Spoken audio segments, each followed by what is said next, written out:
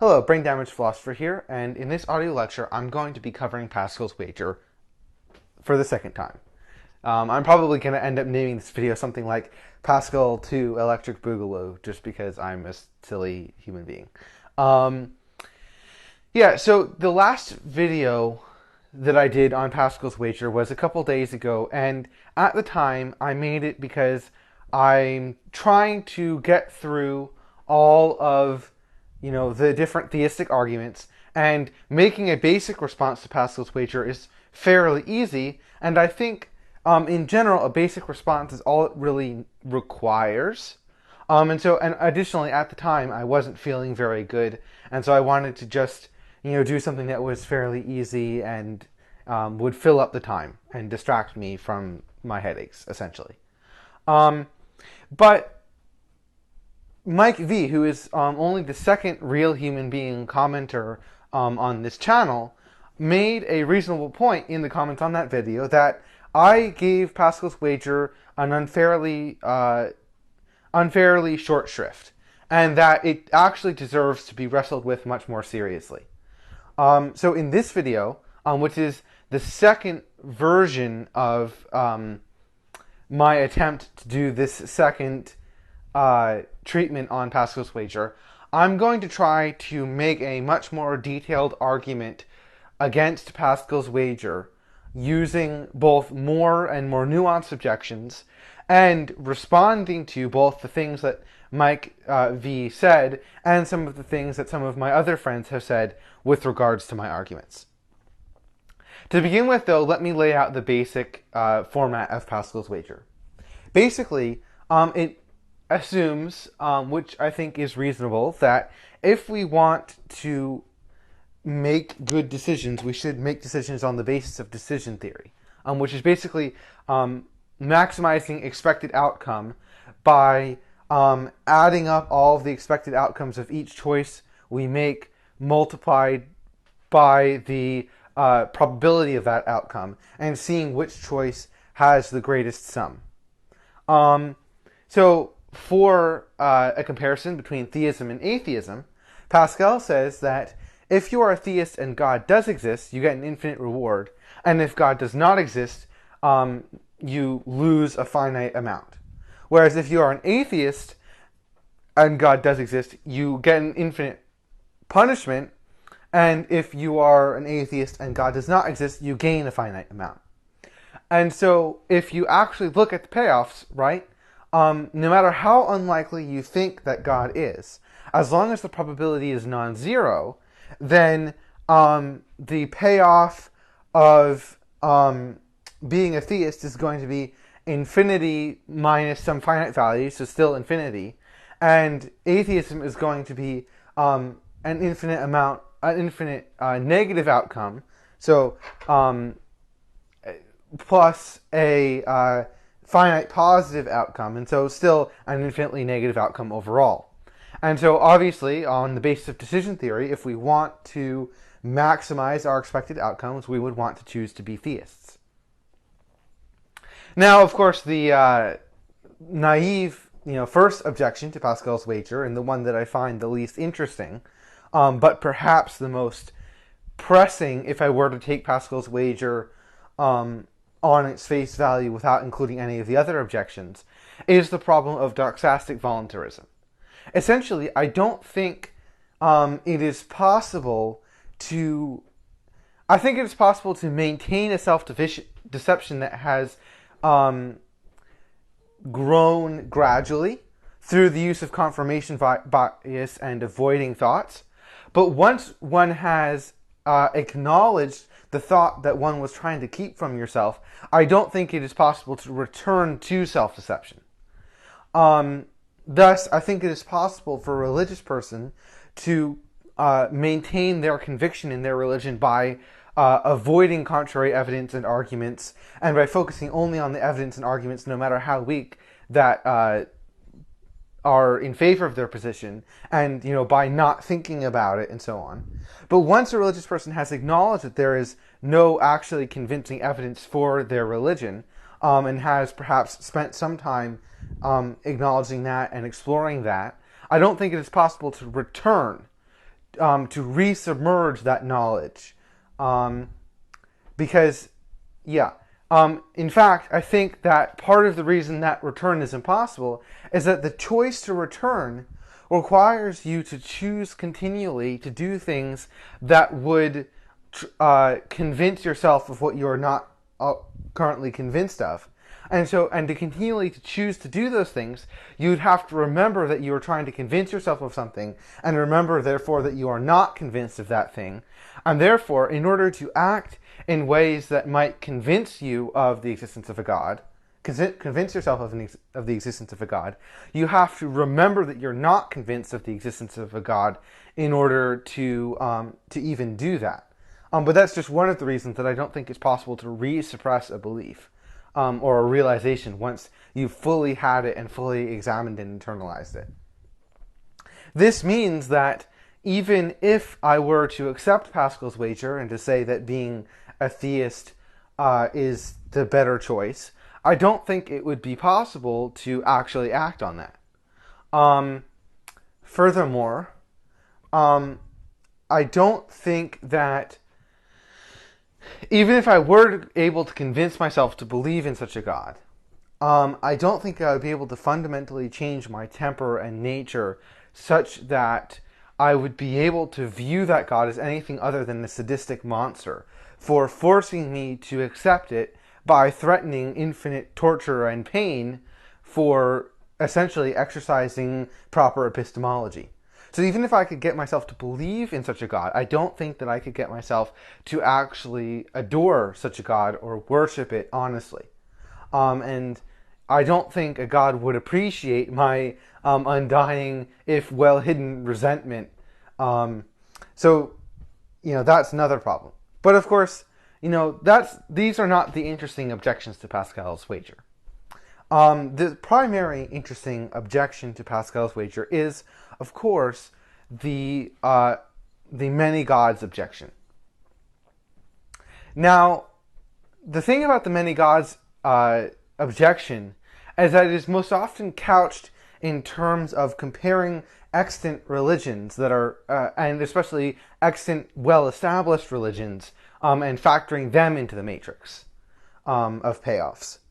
I don't think that's actually the extent to which we would need to go, however. Not only would we have to factor in all of the different sects of each religion, we would also have to factor in all of the hypothetical religions that we could construct. And here's why.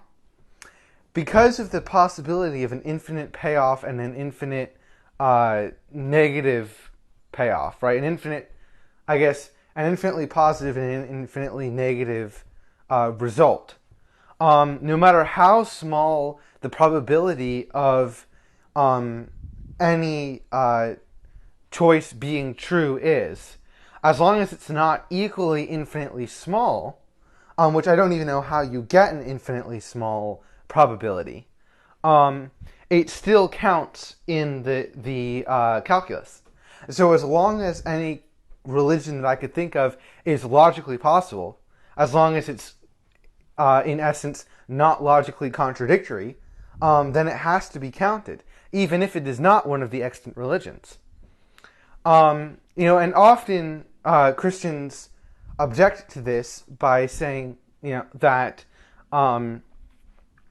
you'd want to bet on the religion with the highest probability of being true, even if there are an infinite number of religions that could be true. Again, I think if you're actually doing decision theory, the infinitude of the payoffs, even for the hypothetical religions, would overcome any marginal difference in probability. And additionally, I think that all of the extant religions have so much baggage in their doctrines and in the statements that their scriptures make about history and reality, that includes so many possible contradictions, both in themselves and with the evidence that we see around us, and the experiences that we have inside of us, that they are actually probably less likely than for instance, a constructed religion that's very close to deism with just, some extra things added in to generate, a payoff matrix, because a deistic religion that just adds an afterlife with a heaven and hell in order to get into the payoff matrix is less likely to have, possible doctrinal contradictions, either internally or with, external reality.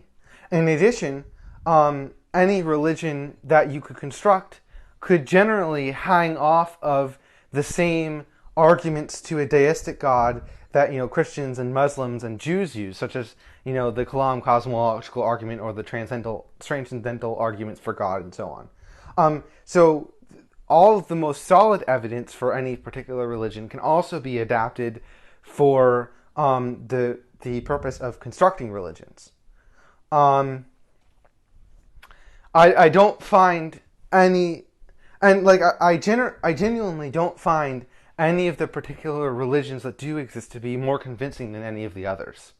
In fact, I think that the polytheistic religions, although they don't really count in this matrix because they generally don't have a problem with you worshipping other gods, seem almost more likely than the monotheistic religions, since they include evil gods and gods of limited power that sort of solve the problem of divine hiddenness and the problem of evil, and so on and so forth. And someone could easily say that, the extant religions are more convincing because they're extant and many people believe in them, whereas the constructed religion that I could just come up with off the cuff, doesn't have any believers and, is obviously constructed and so is less convincing. But first of all, I don't think that the number of believers something has really has anything much to do with its truth in areas where the way that people are deciding on these things is based on faith. So the fact that there are, millions of believers in Christianity, for instance, I don't think is actually an indication that Christianity is more true than any other religion. There are many things that we could look at. There are many historical accidents and mimetic features of the Christian doctrine that individually would be sufficient, I believe, to explain the great success of Christianity, and together are more than sufficient to explain its success without appealing to the truth of Christianity.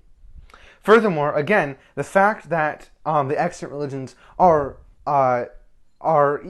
possibly more likely than a constructed religion does not mean that the constructed religion is logically impossible, and therefore, if the constructed religion contains infinite payoffs, it still belongs on the matrix.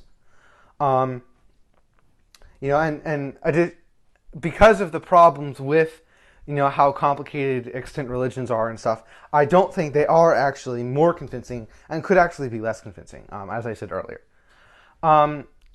Additionally, I think that, so what all this means is that, if you include all of the religions in Pascal's Wager, right, hypothetical and non-hypothetical, you will get to the point where it's sort of a circular firing squad. No matter what choice you make, you're going to be risking the punishment of every other religion involved. Right? And so now a religious person could object to this by saying that, so actually, before I get to that, the only way that you would be able to solve this is to show that all other religions except the religion that you want to convince someone to adopt using Pascal's Wager, you'd have to show that all of those other religions are logically contradictory, in a very, very strict sense. Because possible logical contradictions only lower the probability and the convincingness. You'd have to show that there's an actual necessary logical contradiction that has nothing to do with interpretation in order to eliminate. And so you'd have to show that that's true for every single conceivable religion other than the one that you want to get someone to adopt using Pascal's wager. And the only way to achieve that would be to demonstrate the logical necessity of the religion you want the person that you're giving Pascal's wager to adopt. But then, of course, if you're able to do that, if you're able to give evidence for why none of the other religions count, not that they're just less likely, but that they are impossible, then obviously you can convince this person of your religion without using Pascal's wager at all. So basically, if Pascal's wager is to work, it wouldn't matter. In a situation where Pascal's wager would work, it wouldn't matter. And in a situation where it would matter, it wouldn't work. Yeah, and you know, that leaves aside, like, so it doesn't matter if one religion is more convincing than another, even though I don't think they are. And like, to give an example of this, I can make a very nice and coherent story for what I call GEG, the Good Epistemology God, that is just as convincing, if not more so, than any extant religion that I'm familiar with. So let me just do that. Okay, so my argument for GEG, the Good Epistemology God, begins with using Matt Slick's transcendental argument. Premise 1, logical absolutes exist. Premise 2, logical absolutes are conceptual by nature, are not dependent on space, time, physical properties, or human nature. Premise 3, they are not the product of the physical universe, space, time, and matter, because if the physical universe were to disappear, logical absolutes would still be true. Premise 4, logical absolutes are not the product of human minds, because human minds are different, not absolute. Premise 5, but since logical absolutes are always true everywhere and not dependent upon human minds, it must be an absolute transcendent mind that is authoring them. Premise 6, this mind is called God. Premise 7, furthermore, if there are only two options to account for something, i.e. God and no God, and one of them is negated, then by default the other position is validated. Conclusion, therefore, part of the argument is that the atheist position cannot account for the existence of logical absolutes from its worldview. Therefore, it is self-contradictory, and we must select the worldview that contains God. You'll notice that this does not lead us to any particular God, but let me continue on from this argument directly and see what we can learn about a transcendental God in this vein. Well, since this God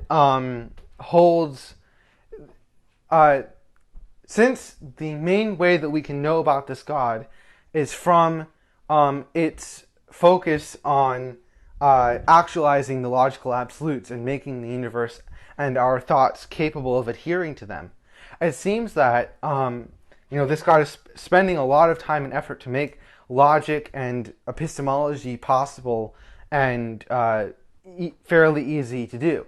And so I would imagine that would mean that such a God cares a lot about logic and epistemology. That means that if you are operating on the basis of illogical, if you are explicitly rejecting logic or using wrong epistemology and not bothering to try to improve your epistemology, then you're essentially spitting in the eye of GEG, and by denying the things that it's giving you, which it would believe are infinitely valuable. And so if you are essentially being ungrateful for an infinitely valuable thing, perhaps it thinks that you are worthy of infinite punishment for believing it, for doing so.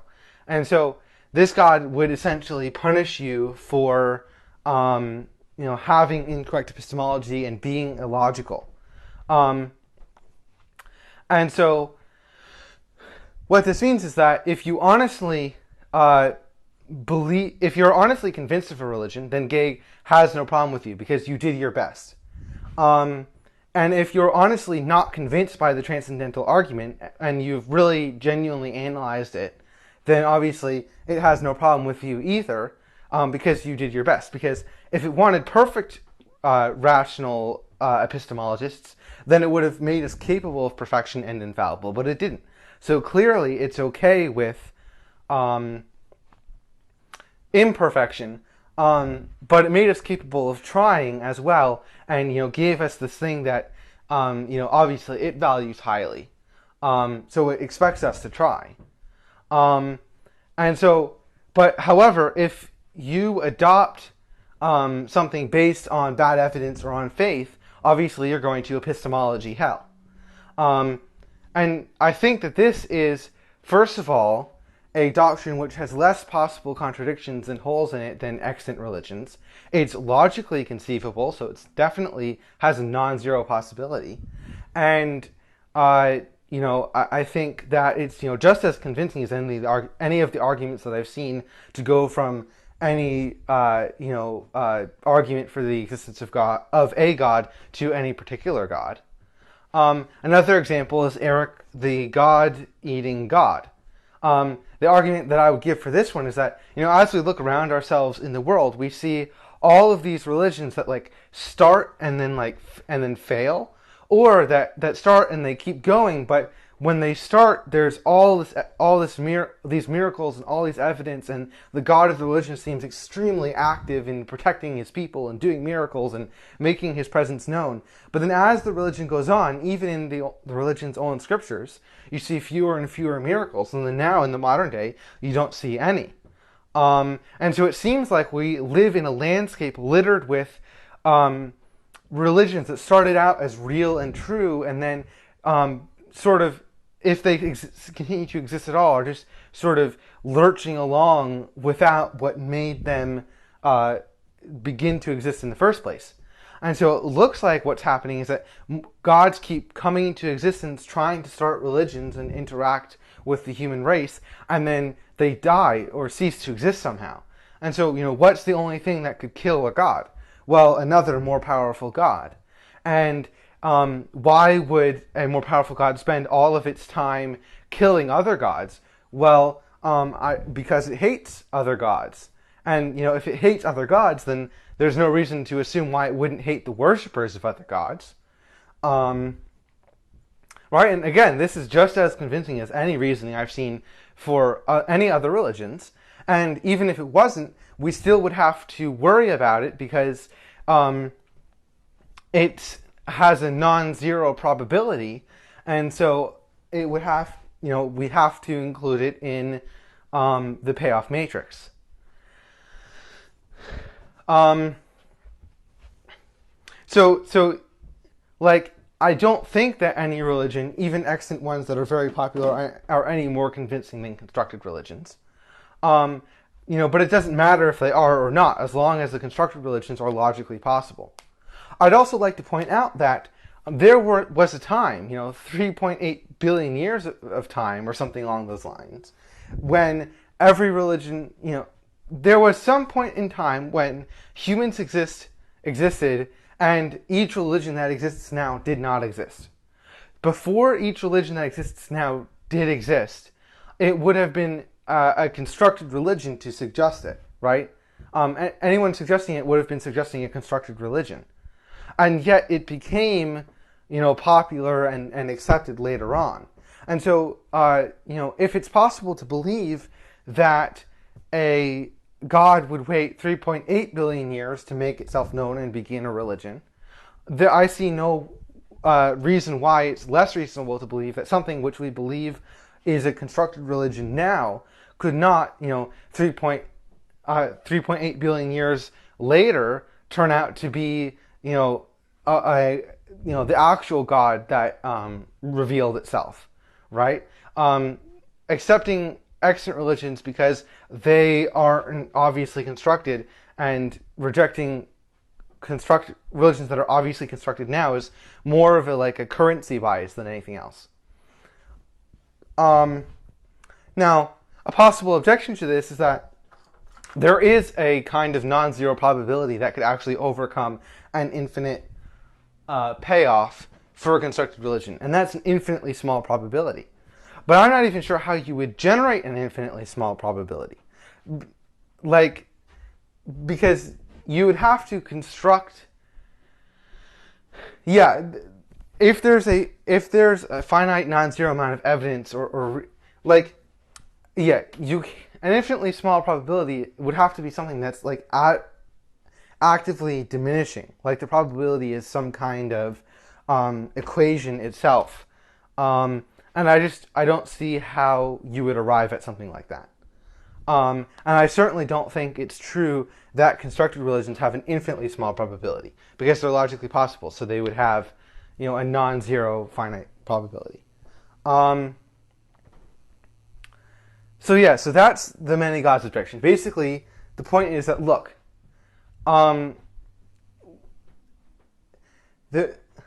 it gets at the heart of why Pascal's Wager isn't super convincing, because this is why if someone runs up to me and says, quick, put this necklace on and pay me $50, otherwise your soul will be devoured by demons and butt fucked for all eternity. I'm not going to really worry about whether they're right. I'm definitely not going to do as they ask. Even though, if, I take decision theory perfectly seriously, as Pascal, in the way that Pascal would have me do, I should, under all circumstances, do as they ask. Because, the infinite negative payoff that they're suggesting, and the tiny, costs I have to pay to escape that, mean that, logically speaking, I should accept what they're saying. And yet I wouldn't, right? And the reason is because, accepting, you can construct any arbitrary thing that has an infinitely large positive or infinitely large negative payoff. There's an infinite number of logically possible things that could have those payoffs. And so I don't,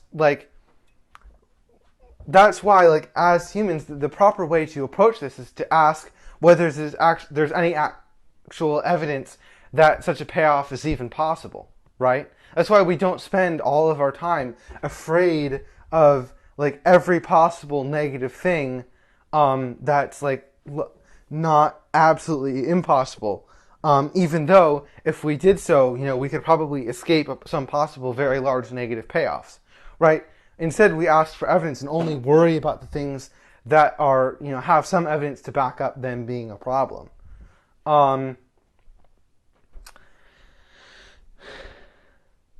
So additionally, I'd like to point out that,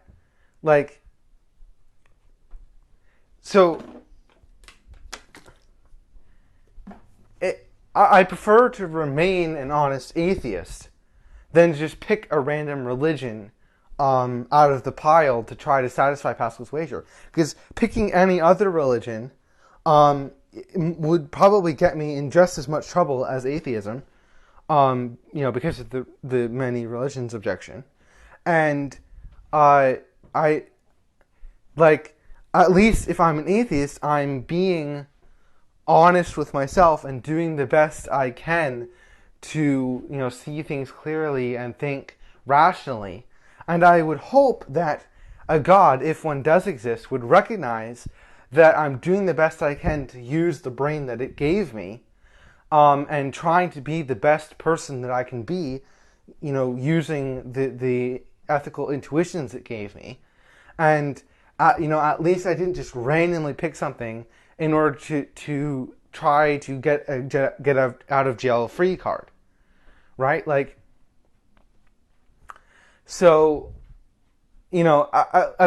And especially this is the case since there are some religions that would actually allow you to achieve salvation, or at least as long as you didn't choose the religion at all.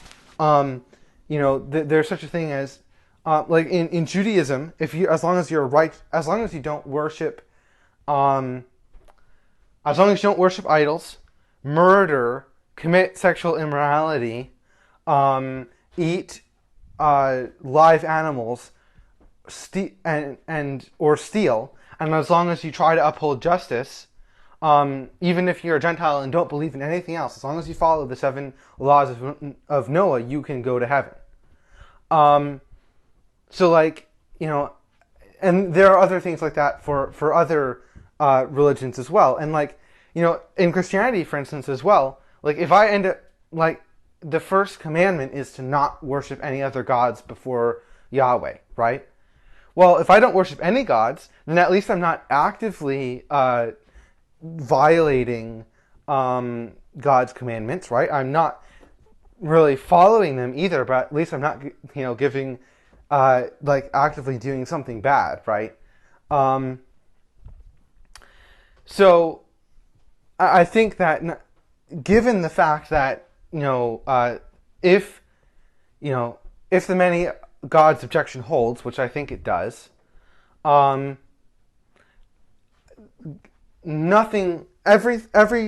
belief, every worldview that you pick is going to have a possibly infinitely negative payoff. And so I'd rather just be honest. I'd rather just try to be a good, reasonable person instead of just picking something random. And like, you'll notice also that I'm focusing more on avoiding hell with Pascal's Wager than getting into heaven. And that's because it would be nice to get into a heaven that's specifically designed to make me happy, right? But of all of the religious heavens that I've heard of, like based on the descriptions that you see in their actual scripture, none of them really interest me that much. And like, I'm okay with just dying, right? Like, if it turns out that, a religion is true that adheres to annihilation theory, right? And I just, I miss out in heaven. Like, I'll never know. And, I already came to terms with the fact that when I die, there won't be an afterlife. Or probably, almost definitely won't be. So, like, that's fine.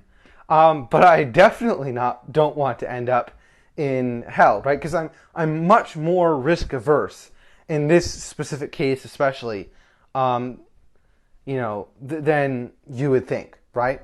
But that does raise a question. Like, if we ignore the many gods objection, if we ignore the direct problem with the many gods objection, and we take Pascal's Wager seriously, how should I actually optimize my expected outcomes using decision theory? Should I try to go for the best heaven, or should I follow the religion with the worst hell, so at least I've avoided that hell, or try to find the religion with both the worst hell and the best heaven? How do I go about this? Or should I pick a religion that the least religions would be angry with me for holding, right? I think that would probably be Judaism. I'm not sure, though, actually. Because I think if you're a Jew, you can be saved in Islam and in Christianity. And obviously, the polytheistic religions won't have a problem with you. That obviously doesn't solve the problem of Geg or, the God-killing God. But, we're setting that aside for the moment in order to explore something else. Additionally, so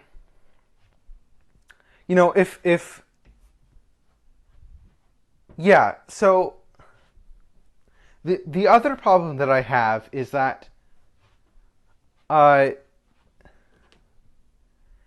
thing about Pascal's Wager is that the reason that it works is because the specific options that are presented within it have such a hold on our minds because of cultural osmosis, right? That's why we'd be okay dismissing, the person that runs up and tells you to wear the necklace and give him $50, even though from a decision theory perspective, it's exactly the same trade-off as accepting religion. We wouldn't worry about that guy too much simply because, what he does, his beliefs aren't ingrained in our culture that much. It's the same thing with the reason that people forget about the many gods objection and the fact that constructed religions are a possibility. When they talk about the Pascal's Wager is, again, Pascal's Wager banks on the fact that either one religion or just a couple of religions have much more of a hold on our imagination than all of the logically possible religions that we would actually have to factor in. So here's the thing, though, is that Pascal's Wager is actually the most existentially concerning argument that a religious person could make. I'll be honest that I don't spend a lot of my waking days, mulling over Pascal's Wager or being concerned about it, right? Because I find it very hard to convince myself that it's even remotely likely that any religion is true. And so to me, it feels more akin to, that guy running up to me in the alley with the necklace. But, it sounds more like a con that's just taking advantage of a loophole in decision theory. But still, again, it's hard to ignore, and Blaise Pascal said this himself. It's difficult to ignore an infinite reward and an infinite punishment. Like, those are weighty things, and we need to think about them, right? This is why I actually spend so much of my time thinking about theism versus atheism and various apologetics for God's existence, is because it is a really big question that has very important ramifications. It's also part of the reason why my ethics works the way it does, is that I think that if a God did exist, it would design humans to be most fulfilled when they did the things that it wants humans to exist in order to do. Right? I mean, this is what Thomas Aquinas believed, is that, he believed that God wants us to worship him, and so he thinks that, worshiping and studying God is the most fulfilling things that humans can do. And so if I try to, do what is most fulfilling for me, instead of being a direct hedonist, right, but try to find the most ultimately fulfilling thing, hopefully I'm getting at least close to whatever an actual God would actually want me to do.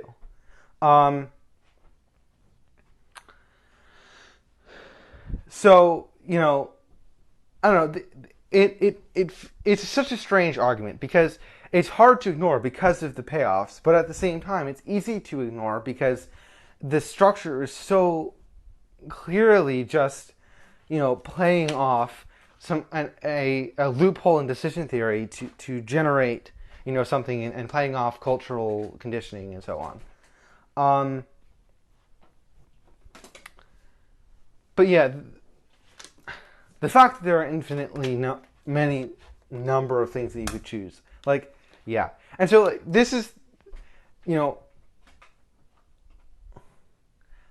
yeah. So, I don't know. I just think that to get the argument to work is way harder than Christians think it is. Because, for instance, Mike V in the comments of that video said that, the response to the many gods problem with the Pascals Wager is just to point out that Christianity is more likely than any of the other existing religions. But establishing that it's more likely doesn't really help because, as long as the others are logically possible, you're still in a problem. And I don't think it is more likely. Yeah. I don't know. It's an interesting problem. It's definitely the argument that I respect the most. But again, yeah. So in conclusion, to kind of wrap up, there are a couple of problems with Pascal's Wager. The first is that I don't think that belief is fully volitional. The second is that as long as any religion is logically possible, we have to count it. And I don't think that any extant religions are any more convincing than religions that we could construct. In fact, I think it's possible that they're less so. And even if a particular religion were more convincing, it still wouldn't really help. And so in order to get Pascal's Wager to work, you'd have to prove that only one religion was an option. But if you could do that, then you wouldn't need Pascal's Wager to begin with. And then, the third problem and then on top of that, I think that, being honest and doing the best you can is better than just choosing something random to try to satisfy Pascal's Wager. All right, so yeah, I think that's it for this one. Hey, Brain Damage Philosopher here, and it's been about an hour since I recorded the rest of this video, and I just wanted to add a couple things. The first thing I wanted to add is sort of a testimony and an analogy relating to the problem of doxastic voluntarism for Pascal's Wager. The first is the personal testimony, which is the fact that as a Christian for a long time, I was able to suppress my knowledge of the fact that I was not actually convinced of God's existence, and that to the degree that it was because I was making an inconsistent exception for God within my own epistemology. I was able to suppress that for a very long time because of Pascal's Wager. But part of my ability to do that was because I never fully admitted that that was the reason to myself.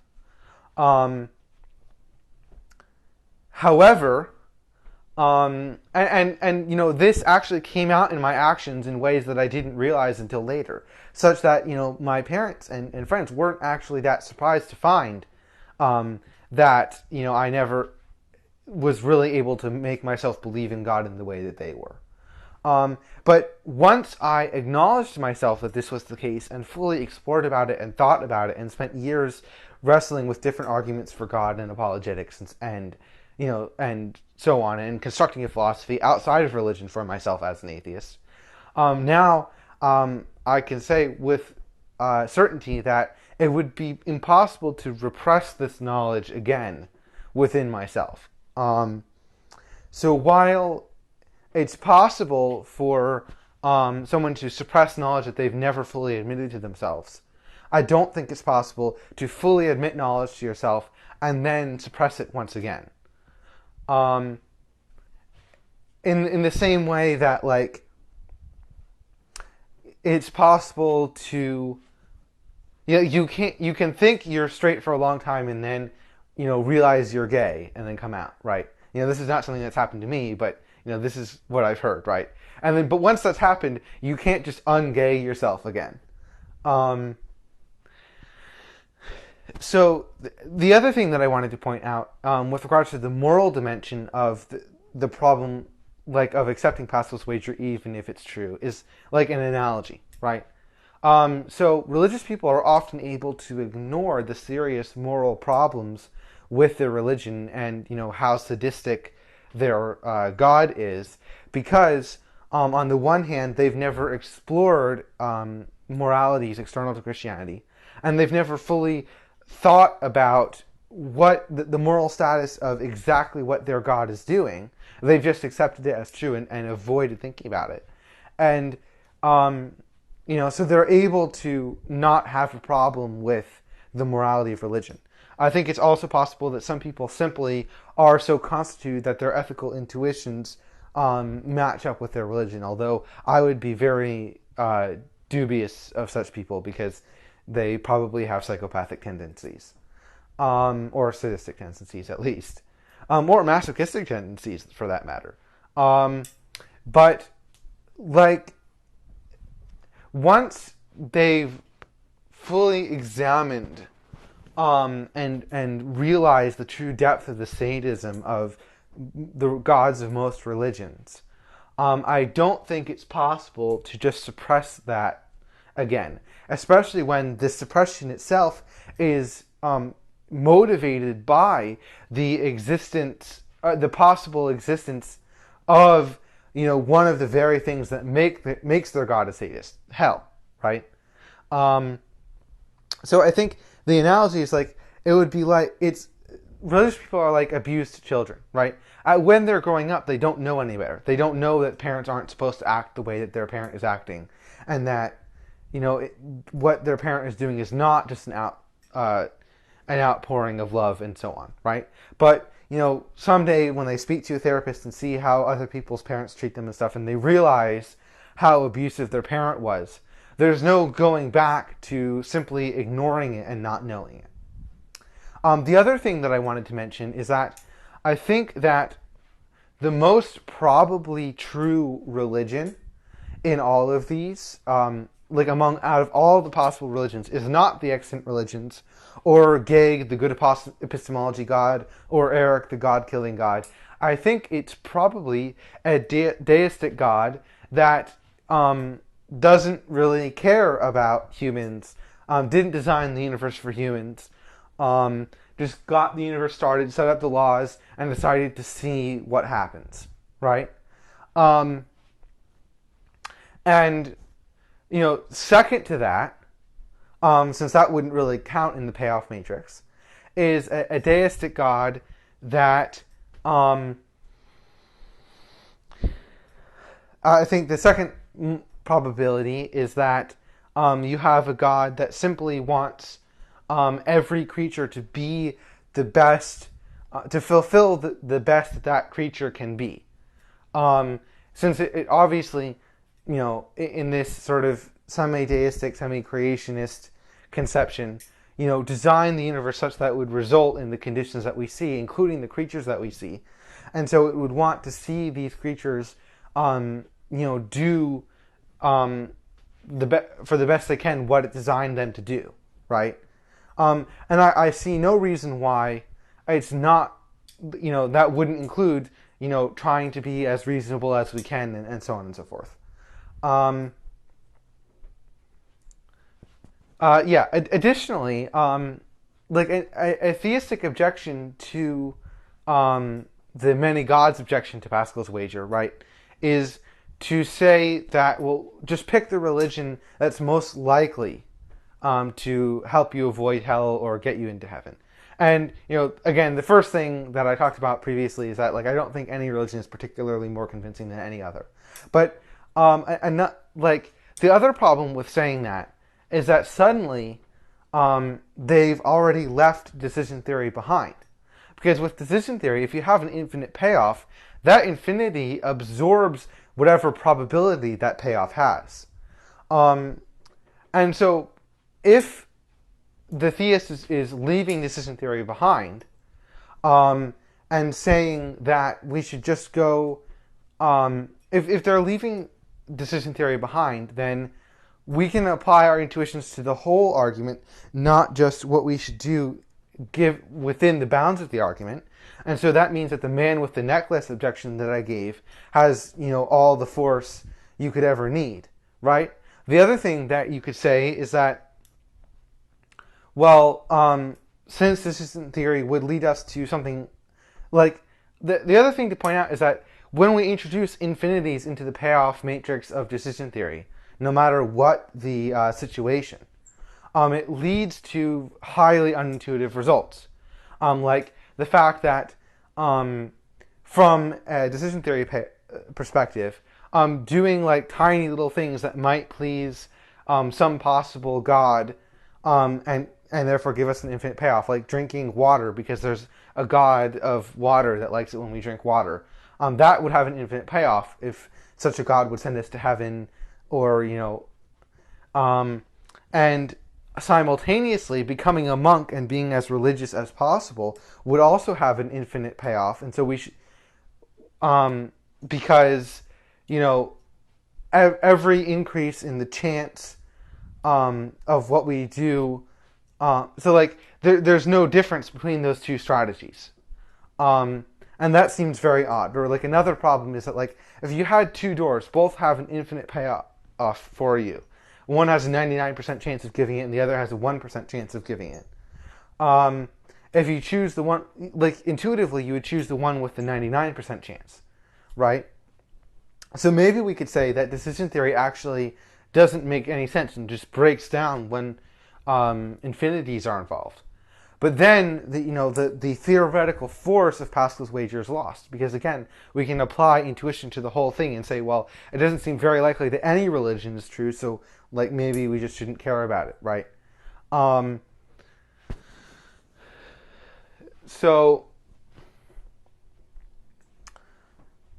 yeah, the other thing I wanted to point out is that so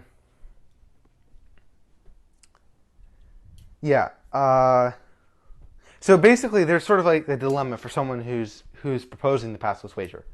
Either they're fully accepting decision theory, and then the many gods objection is a big problem, or they're operating on a much more intuitive decision theory, in which case Pascal's wager isn't very convincing, because the whole point of it is that the infinite possible payoff, positive or negative payoff of believing in a God or not believing in a God overcomes however small the likelihood that a God exists is.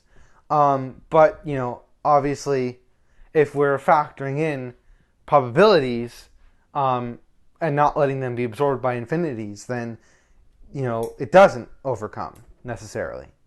And then the question is, what would a decision theory that actually factors in, doesn't let infinities absorb probabilities, what would that actually look like? And what would the calculation actually be then? Well, we're not really sure. Another thing is that since there are an infinite number of logically possible religions, wouldn't it be the case that each religion individually is actually infinitely unlikely, which reduces to just a 0% chance? That's an interesting question that we might have to deal with. So maybe the better analogy for choosing a religion is that you've got an infinite number of doors and you don't know the probability of each one. You've got an infinite number of doors and you think you might know the relative probability of some of them, but not the absolute probability. And you don't fully know what's behind each of the doors, but you generally think there might be an infinite payoff for one of them, and an infinitely positive payoff for one of them, and infinitely negative positive for all of the others. How would you make that choice then? Even if you've got relevant probabilities, how do you actually establish the probability that a religion is true? Right? It's hard. So I think that's actually it now for what I wanted to cover in this video. And boy, this is going to be a pretty long video.